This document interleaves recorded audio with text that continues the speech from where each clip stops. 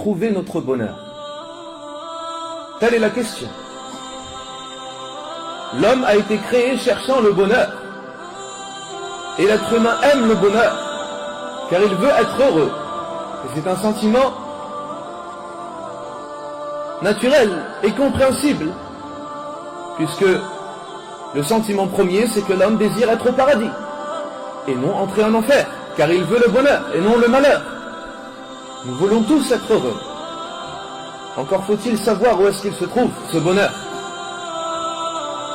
Beaucoup de gens l'ont cherché, et beaucoup de gens ne l'ont toujours pas trouvé. Le bonheur as-sa'ada, que tout le monde prétend avoir trouvé, mais le regrette. Ils l'ont cherché dans l'argent, ils l'ont cherché dans le sport, ils l'ont cherché dans la musique, ils l'ont cherché dans leur savoir et dans leur philosophie, dans leur pensée et dans leur science. Ils l'ont cherché dans l'autorité et la réputation et la célébrité. Ils l'ont cherché dans le fait de voyager. Ils l'ont cherché dans le fait d'être à l'aise et de se reposer toute leur vie. Ils l'ont cherché dans leur plaisir et avec les femmes. Ils l'ont cherché dans tous les domaines de la vie de ce monde dunya, mais ils ont oublié la raison pour laquelle ils ont été créés. Écoute ton Seigneur Jalla wa Ala te disant: Man amila salihan min dhakarin aw untha wa huwa mu'min. Celui qui effectue de bonnes œuvres, qu'il soit homme ou femme, tout en étant croyant, falanuhyiyannahu hayatan tayyibah. Nous lui ferons vivre une vie agréable. C'est Allah qui te le dit, et la promesse d'Allah est vérité. Il ne trahit jamais sa parole, Jalla wa Ala, wa man asdaqu min Allahi qila. Et y a-t-il plus véridique qu'Allah dans ses propos? Falanuhyiyannahu hayatan tayyibah. Nous lui ferons vivre une vie agréable. Et Allah sait de qu'est-ce que tu as besoin. Allah connaît ta créature. Allah sait ce que tu détestes et ce que tu aimes.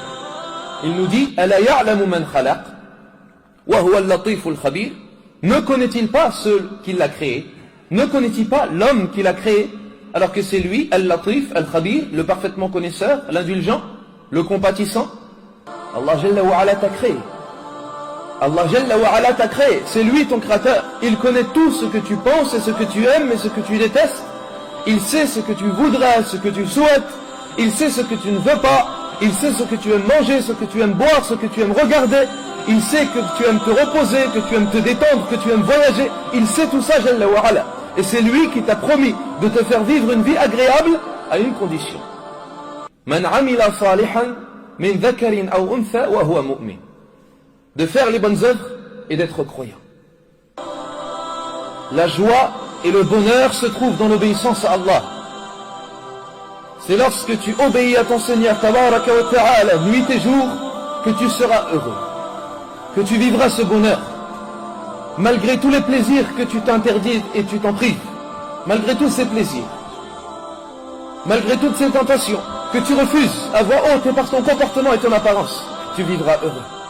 Car le bonheur n'est pas dans les tentations, et le bonheur n'est pas dans ces plaisirs éphémères, mais nous disons que la personne, lorsqu'elle regarde le haram, ou lorsqu'elle consomme le haram, ou lorsqu'elle écoute le haram, ou lorsqu'elle se dirige vers le haram, ce n'est qu'un goût qu'elle aura eu.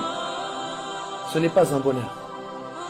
Elle aura goûté au plaisir, et ce plaisir est éphémère. Il partira rapidement. Il disparaîtra, et le suivra alors une amertume, et un regret, et une terrible situation, et un mauvais état, et un malaise. Avez-vous vu la situation de l'être humain? Avez-vous vu ce que l'on ressent lorsqu'on pêche et lorsqu'on commet un péché? On n'a même pas eu le temps de goûter au plaisir de ce péché que l'on regrette. Que l'on regrette. Que l'on se dit: pourquoi est-ce que j'ai fait cette chose? Et je n'aurais dû pas tomber dans le haram. Et quand est-ce que je vais me repentir? Et est-ce qu'Allah Azza wa Jal va me faire mourir un jour sur un de ces péchés? Et pourquoi est-ce que j'ai répondu au diable, à Shaitan? Et pourquoi est-ce que j'ai écouté mon âme alors que tel frère m'avait dit, alors que tel cheikh m'avait dit, alors que Allah Azza wa Jalla avait dit dans le Coran, alors que le messager d'Allah alayhi salatu wa salam l'a dit dans le hadith. Et les regrets commencent, et les remords commencent alors à cause d'un seul péché, à cause d'une seule désobéissance. Est-ce que ça c'est le bonheur? Est-ce que ça c'est le bonheur? Non, nous disons alors à nous de nous précipiter vers le bonheur as-sa'ad. Ce bonheur qui nous préservera de toutes les difficultés, et de tous les fléaux, et de tous les problèmes, et de tous les malaises, de toutes les gênes. Allah nous dit, Man a'rada an dhikri, fa inna lahu ma'ishatan danka. Celui qui se détourne de mon rappel, se détourne de ma religion, se détourne de mon Coran, Man a'rada an dhikri, fa inna lahu ma'ishatan danka.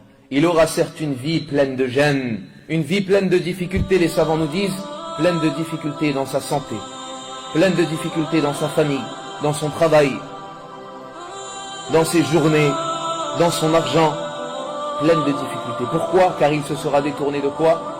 Du Coran, de ses ordres, de ses interdictions, de ses recommandations.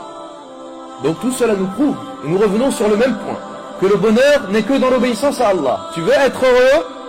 Obéis à Allah Azza wa Jalla. Même si en apparence cette obéissance n'est pas forcément une détente, comme le pensent certains, même si la prière à l'heure peut être une difficulté pour certains, même si le fait de baisser le regard peut être une difficulté pour d'autres, même si le fait de se réveiller pour la prière de Fajr peut être une difficulté pour certains, sache qu'en faisant l'effort et en sacrifiant un peu de ton énergie et de ton temps et de ton sommeil et de ton argent,